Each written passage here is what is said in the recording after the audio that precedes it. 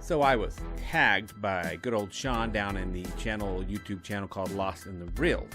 He is quite the social butterfly, so I wasn't surprised with all the friends who decided to do the social lubricant game between our little group of YouTubers that it would be him that would initiate it. So I thought that's very nice. If you haven't checked out Sean's channel, Lost in the Reel, check it out. It's great. It's awesome. I really always enjoy his videos. He's very passionate, very hard worker. So this is how this game works. You pick a movie from each genre, drama, horror, sci-fi, etc., etc. From each genre, your top movie pick. And then, at some point in your video, you're going to list some other YouTube movie reviewers or YouTube media people like us and say, you guys do it now. Tag, you're it. And then you have to say who tagged you, and then you pick up 3 to 7 is what I was told. Now, I'm not going to tag people in this because, and I'll tell you why, calm down, I have a reason. I just don't know a lot of people in the community. So, unfortunately, I was a little late on doing this, and my friends in the community already picked each other. So, if you have not been tagged and you want to do this, feel free to do it.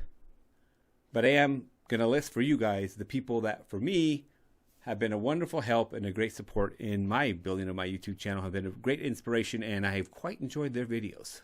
They're also movie review people. So if you're not a movie review person and you're just here to watch, go check out their videos.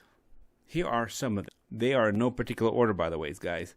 They are just the ones that I really have found have been great help. And if I missed you, I do apologize. These guys will be at the link at the bottom of the description to let you click on their videos or their channel if you like.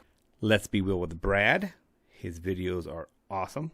Chubbs Reviews. I like him as well. Fever DreamLand Theater. He's unique. He is got a great accent, great at the voiceover, and he's a big fan of Twilight Zone. So he gives a new, unique perspective of the Twilight Zones. Cinema Critic. He's a young fellow. He does some great reviews. He's always very excited and really enjoys talking about the movies, and that's really enjoyable to watch. All of these guys, honestly, and if I missed you, I do apologize. But everyone that I watch, they're passionate, they got a drive, and there's times when I'm not super motivated, and these guys say, hey, you know what? I'm doing it. I'm trucking through, and I'm like, well, dang it, I'm doing it too. So I appreciate all of you guys. That's cool. Let's get right into these genres. To start, we got horror.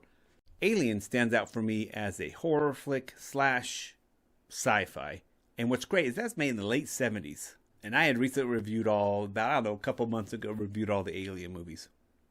And what blew me away about that when I realized, man, when you use practical special effects, they stay the same. They don't change. The CGI effects, they can look pretty outdated and lame as time goes on. I don't know why, but they do. And so this one still holds up. It is great, guys. Animation. I'm going to have to choose Toy Story. Even though I'm sure I racked my brain and I could not think of anything else on this one. I know there's some amazing DC Superman animations that are amazing. I know there's anime that's amazing, but I was like, what can I think of? And I only could think of Toy Story. I like Toy Story. It's a coming-of-age story. It's about moving on from your childhood things and put away your childhood things to start transitioning to be an adult. Drama. This one, it has to be Shawshank. Shawshank Redemption, man. This is such a good one. This has so many life lessons. One life lesson that has helped me in my life is, dude, you pick something to do and you spend 20 years doing it, you will be amazed at what you get done, because he does that in 20 years. He gets it done, dude. I remember at the time just really inspiring me, and it still does to this day when times get hard. So I'm going to have to say Shawshank. Comedy. Tropic Thunder. This one, I feel like comedy sometimes they can be good for the time, or they kind of do the always party. We get trashed, and that's funny. You trashed and go crazy. And there's not a lot of deepness in them, and they kind of have a rewatch value of 1 or 2 because they were all shock value. That's why we laughed. Shock value. But then afterwards, you try to watch it, and you're like, meh, I don't like it. And there are some of those I still enjoy today. But this one, I love it so much because it's got a lot of good actors, really good writing. It criticizes Hollywood, criticizes the acting community. It just makes fun of itself. Sci-Fi. I watched this yesterday thinking about it. I love this movie so much. My wife makes jokes about it. She's like, your favorite movie's on blah, blah, blah. It is called Limitless with Bradley Cooper. I love this movie. I don't know. I love it. I think I can relate to the guy who's, been told he's smart and is inspired, trying to be inspired, but he's not inspired, he can't get this book done, and then he finds a pill. And then he finds out that he is special. In fact, he is amazing, and all these things happen to him. And I think part of what I like it too is I like the way they film it. They film it in a way that's like, I feel like I'm him. They change to his vision. They make it look all super highlighted, bright colors.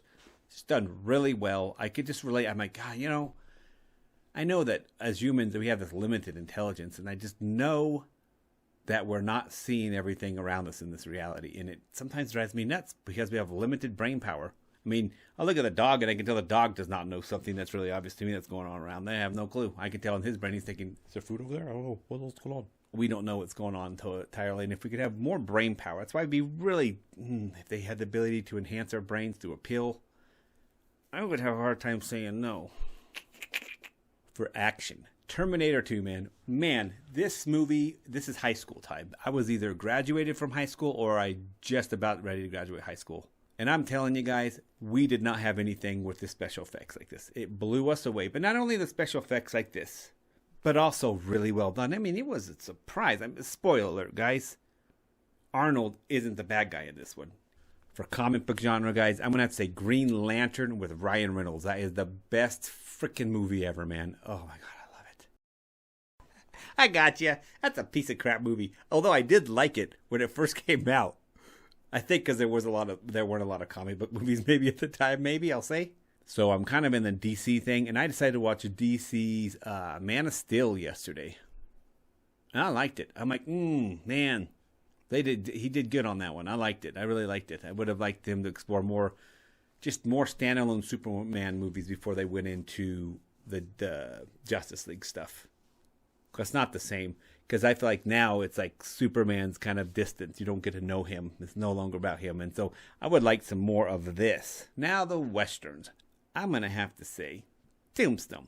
Tombstone was great. I love it. I quote it all the time, and I'm probably misquoting it, so it'll even be funnier when I tell you, but I love the part, I'll be your Huckleberry, or I'm your Huckleberry, or Huckleberry something, dude. Oh, and I try to do that at work. I'll throw that quote out, and it's just, someone's freaking getting it, man. Romance, not my big thing. I said, hey, Carolyn, what's your favorite romance movie? She said, well, you know mine. Mine is Just Like Heaven.